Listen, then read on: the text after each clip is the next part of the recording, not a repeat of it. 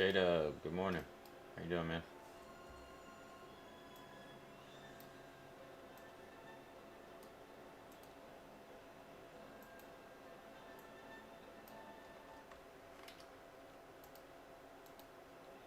Good morning, Reg. How you doing?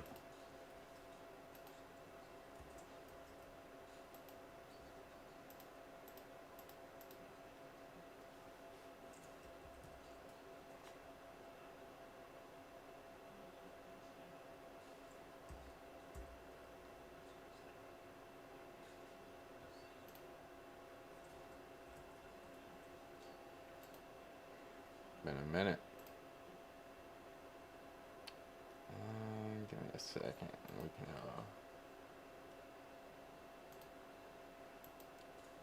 I am sharing this.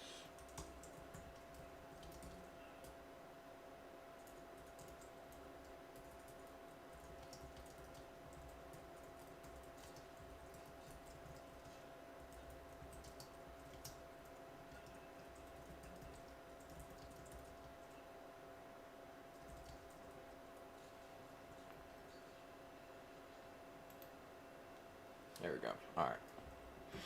So it looks like I will be trading this morning.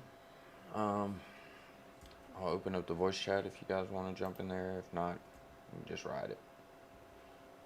Let's see, we got Jada. Got my boy Reg in here.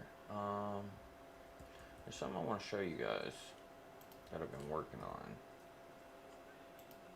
The new dashboard will give you the availability to view the overall scorecard. I'm building it over here. It's a little more complex than what it was before. Has a few more indicators in there. I'm going to add gold and silver in here so we can have an idea of commodities and people hedging the accounts. Good morning, Antoine. How you doing? Thank you for joining us. So just wanted to show that to you guys. We are building out the new dashboard for you to make it a little bit easier to find your information. You can go to whatever stock you want to go to directly from the dashboard, stuff like that. So I'll be working on that over the weekend, throughout the day as well with my free time. I do plan on trading today myself. Based on the existing overall scorecard, we're looking at a -5. Things pulled back since yesterday. I know Amazon,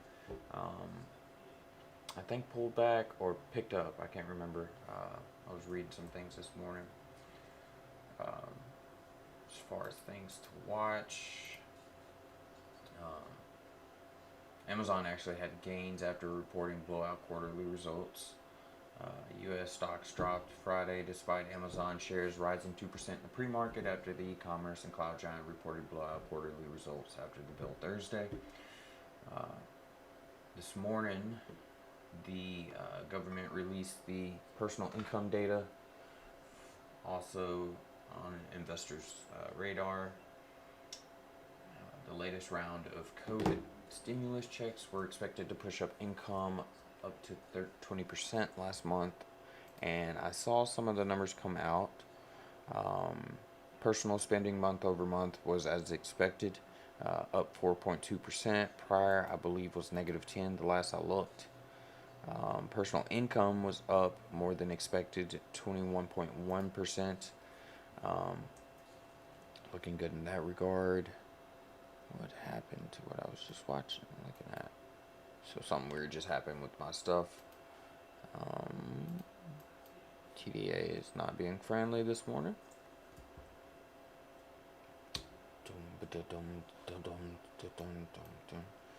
As usual, I want to know what trades you guys are looking at, so if you want to share that in chat, we can look at them together before the market opens here in the next 17 minutes or so. Why did this just change? Went all the way back to the 23rd. Let's do this. Oh man, oh man. Probably gonna step away to go get me some more coffee. I could use it this morning.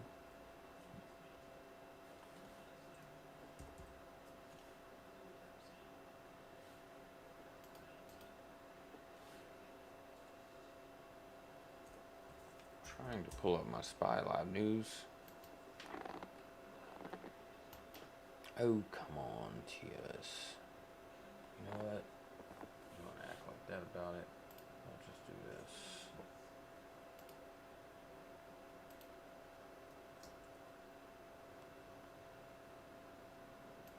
Close that out.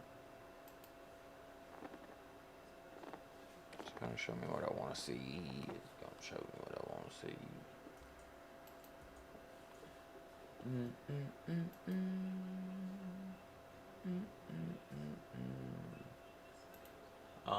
As far as I was looking at it, I know that the market's gapped down last night, or overnight, between after hours pre-market. So I was very interested in potentially doing some calls for the simple fact that we did not break support on that gap down, and we're still riding above that support, although we are trading below the EMAs. I will be watching that very closely going into today on how the market reacts to that, and pushing forward. So I think we might rebound, but if we stay below these EMAs like we saw right here and traded below the EMAs, then I will be looking at holding back for a potential call later in the morning, around that 9 o'clock Eastern for you guys, I believe, 10 o'clock. So basically, let's see, I saw you guys hop off. I'm not sure if you were hopping in the voice channel. It's only showing one person being here. Oh, okay. J-Dub's here. Reg and Antoine, are y'all still here? If you can let me know in the chat, if possible. I was looking at the same thing, J-Dub. I was thinking about doing a combination of either SPY and Q calls, or SPY and IWM. But the IWM actually broke down below support levels, unlike the SPY and the Q did. So DXY gapped up, trying to go back to 91. As you can see there to the right. I'm really interested in seeing what the IWM is going to do, though. If we're going to have one last breakout up and then a retracement from there. So let me move some of these indicators out. First, let me do this. I'm going to spread this out and then remove my indicators. So what I would pay attention to is, do this. Oh, I'm on a 5-minute chart. What am I doing? 30 minutes. Okay, so what we saw here is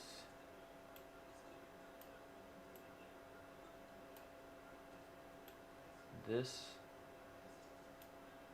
and then let me do this too. Take the extensions off of there real quick.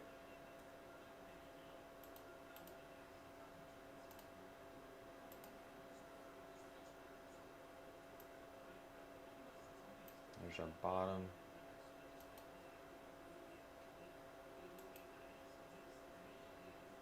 Topped out.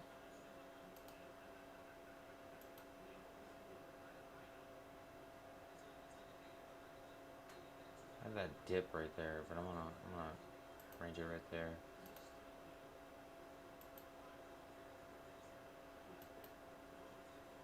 This is a crazy uptrend, but it's still there, right?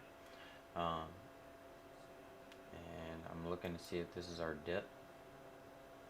The lowest will go on the IWM. If you look, this was a previous level of resistance that we ran into. I want to see if this is going to become, of course it became support eventually here, bounced off of it, and now we're trading right underneath it. That's the IWM. So not really sure how I'm going to play that. If we're going to go back to this range that it was in over here, trade between the 220, 225s. If the markets are going to cool off. Then we have the SPY, of course, to look at.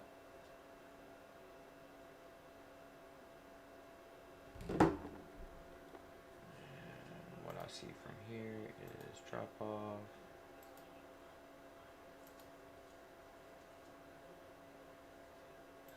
Pick up.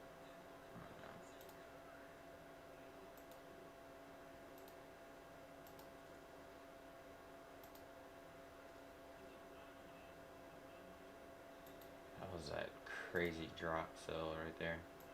But you see how for the most part we've been trading sideways? I'm wondering if that's going to be a catalyst higher. Let me do that. I just made a snapshot there. And if we're going to see something like this. And then a bounce up again. So down, up, down, up, down, up, like that. We'll retest those 420s. I know that J-Dub did some calls right when we dropped to about the 417s yesterday and made about $300. I was glad to see that worked out for him. I'm looking for a potential bounce to the upside and then finding the top if it's going to be one intraday and then pulling out for the week. I'm not holding anything over the weekend. I'm not holding anything long term right now, but if I was to do any of that, I'm trying to buy FSL under $10. As long as it stays under $10, I will continue to buy it. I expect to use this week's profits or a portion of what I have today to do that.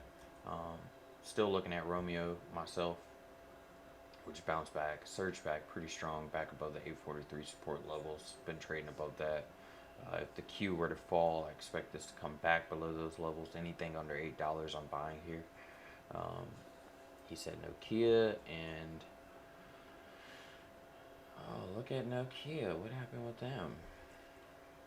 Jumped up to $5 and then pulled back yesterday. Let me pull up the news on that thing. Nice. This was due to quarterly earnings I'm expecting were released yesterday. EPS, they beat estimates by 7 cents.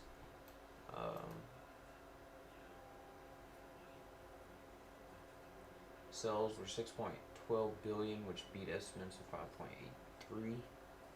Nice. EPS was up 7%.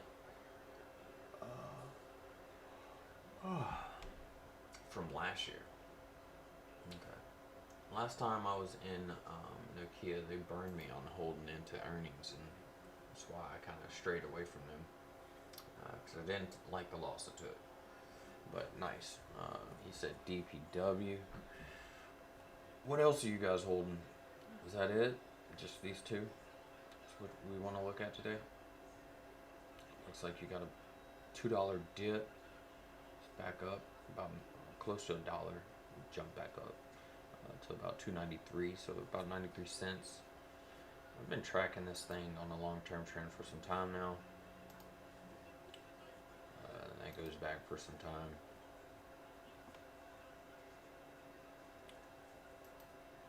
And that's what I was expecting, but of course it broke down on me.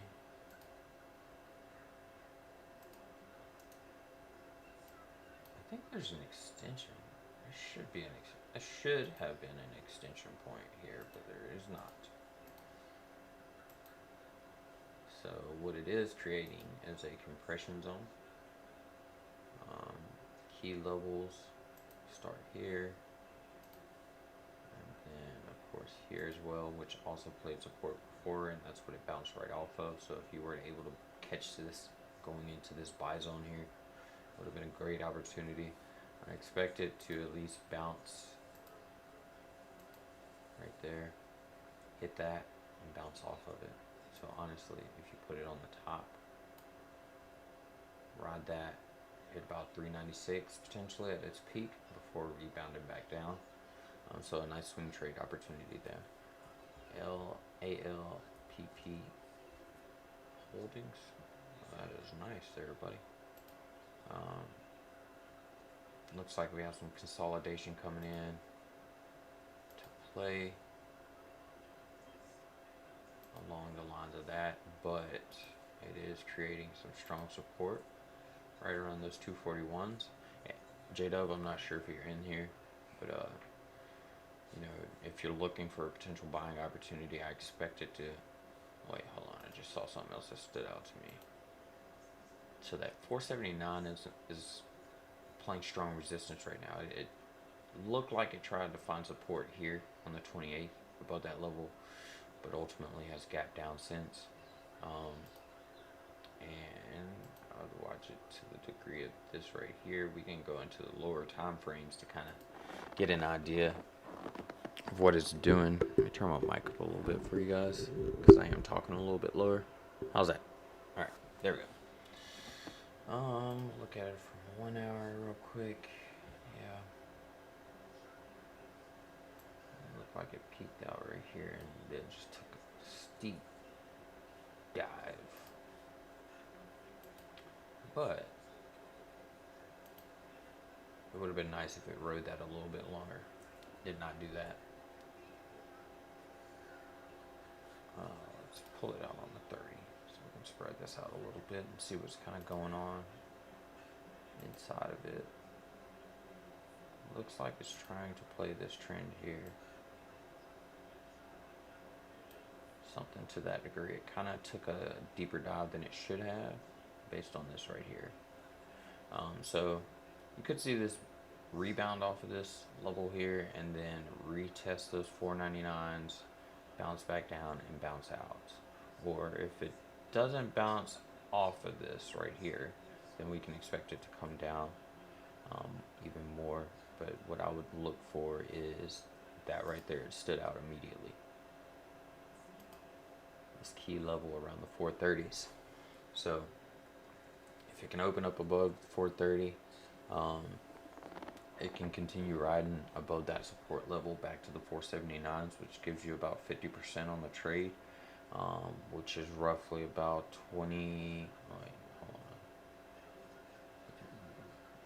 16. Is that 12 to 16% on the swing?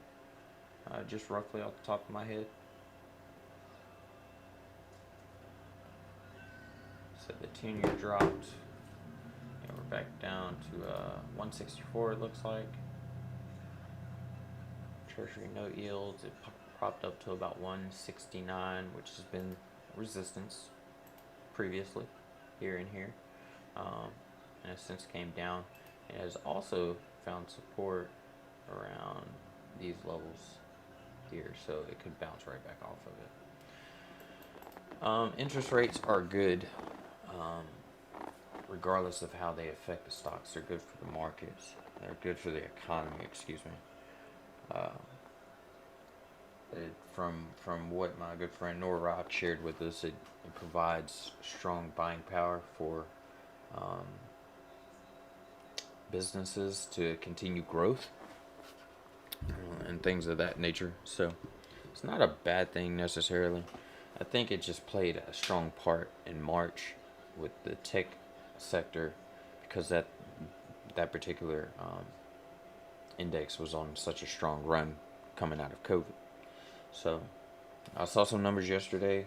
Didn't get to discuss with a lot of you, but initial jobless claims were down yesterday. Let's see what else. I was looking at it. It was nice. Housing sales, I think, were lower than expected.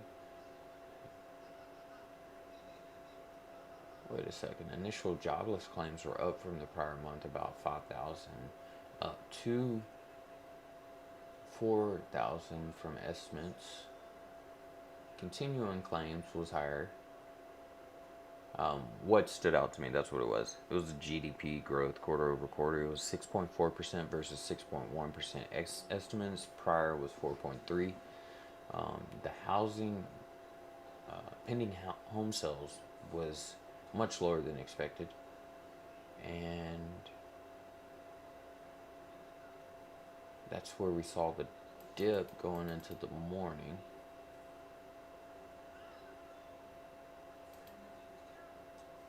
I see something explaining it, an economist explaining Good morning, John. How you doing? I see we got a few people in here this morning.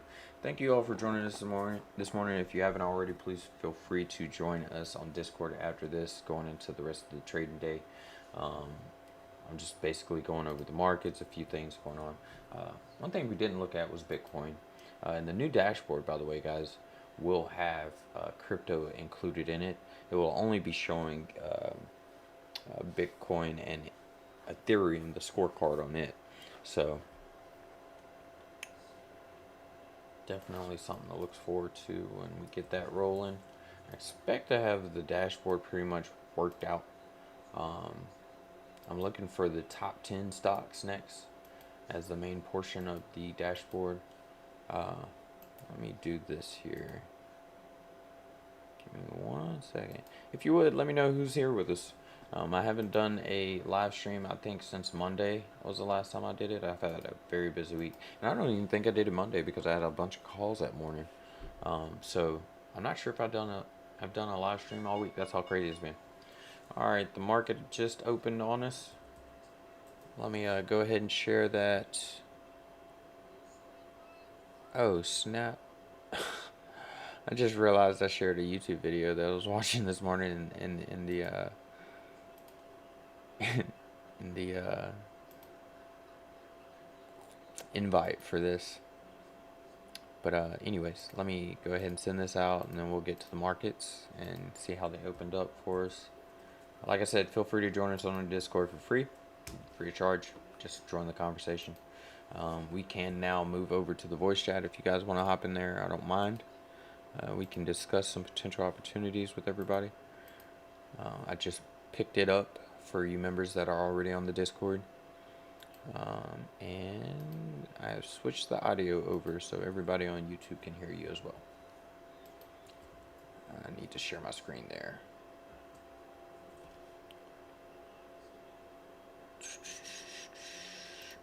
Let me do that real quick.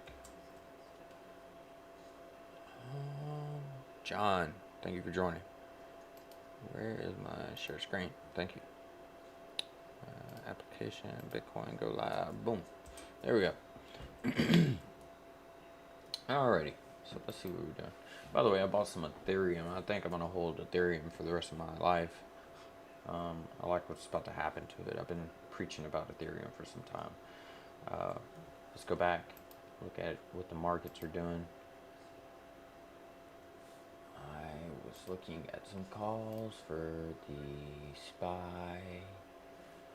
Was what I was going to do. And let me bring back my indicators so I can see you.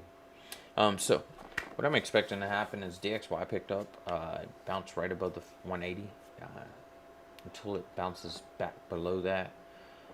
I expect it to continue running higher. Let's see.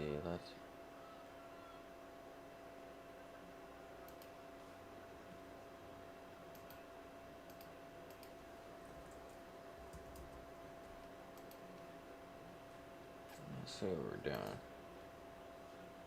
Otherwise, everybody that's here, thank you for joining us for this morning's Coffee and Stock Sessions. I will be looking forward to continuing to do this every morning. I will move the time back to about 8 a.m. Central Time, just because that works best for my own schedule currently and what I'm dealing with. So that'll give you guys some more time in the morning to wake up and get your coffee going and stuff and join me. If there's any stocks you want to review with everyone else, feel free to let me know in the chat. We can look at that. For the most part, what I'm looking at is doing some quick in and out day trades on the SPY, potentially FSL depending on how the Q reacts to the open. I do want to show you guys the new dashboard where you can get the same scorecard that I'm using. It will be in the new version of the dashboard. I don't have any much more content here, but just so everybody knows, we have a new dashboard, overall scorecard. You can see how the markets are reacting and what they're doing. TDA Ameritrade's API does not include USD, so it is currently disabled and won't be included in the volatility scorecard. And we have our crypto down here, like I said. We have our commodities now, U.S. equities, showing you the markets here, as well as the international markets. You can kind of use the international markets to gauge how U.S. equities are going to act for the day.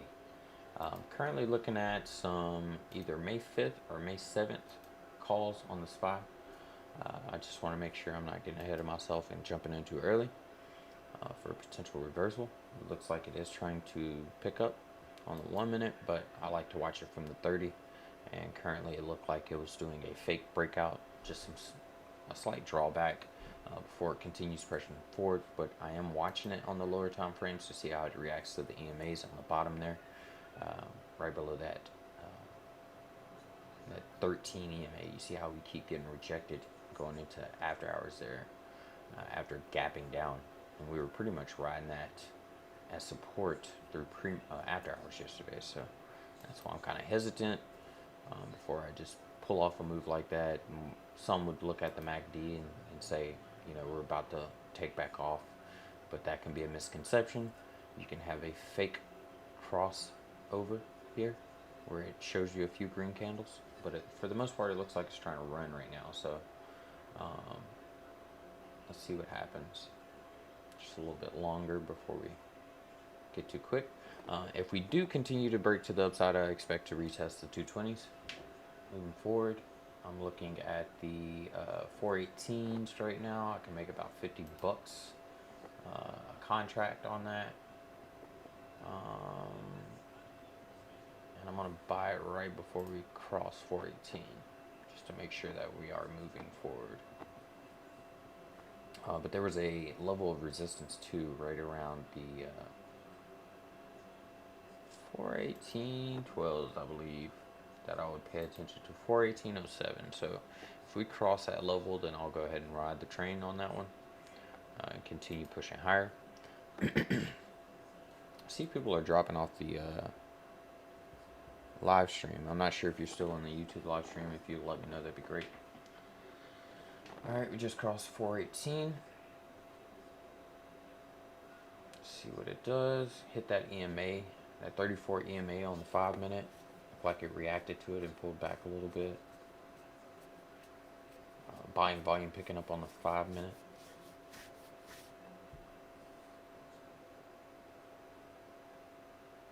Look at that. Let me check out 1 minute real quick.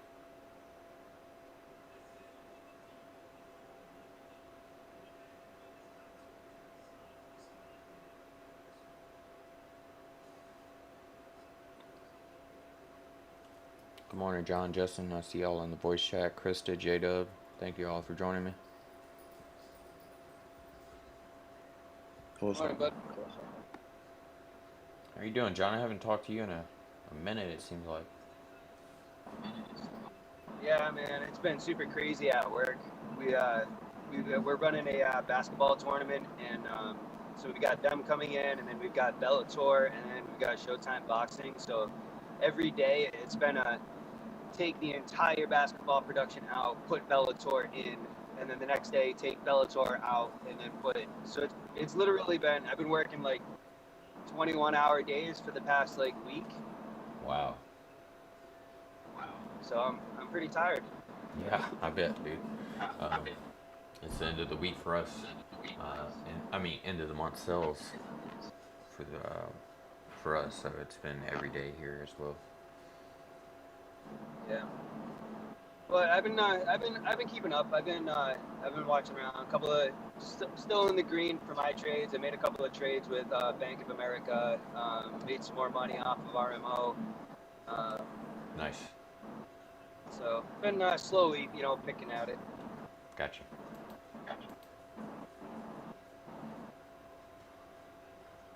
So currently, right now, I'm sitting up with like $247 that I got to play with today. So if something sees, so it doesn't look like I can afford those SPY calls that you're going in on today, unfortunately.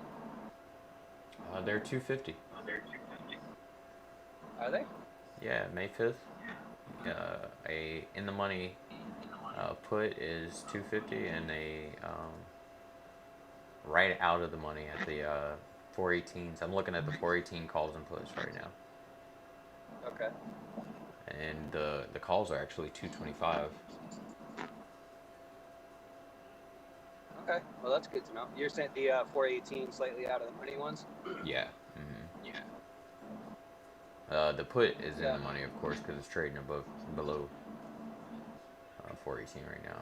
But I'm Yeah. more on the call side today because we didn't break that level of support around the 416.50s. Right. I'm just making sure it's not a fake out, reversal first. The bands on the EMAs are wide though, wider than they were yesterday, and that's why it kind of has me hesitant.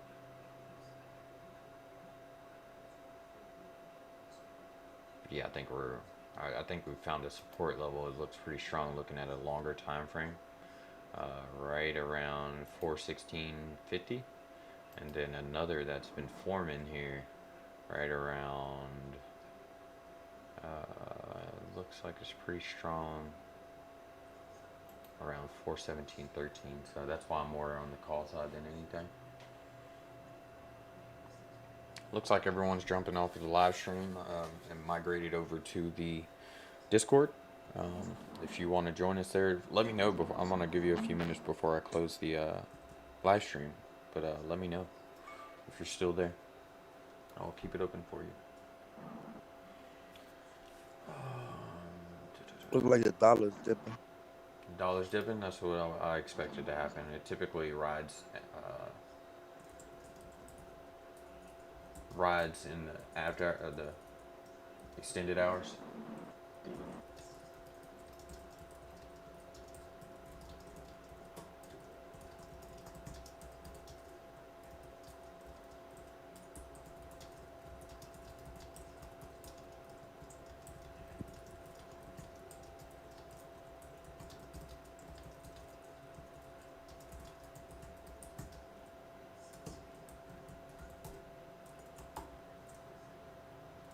So, what's everybody's thoughts on potential calls here?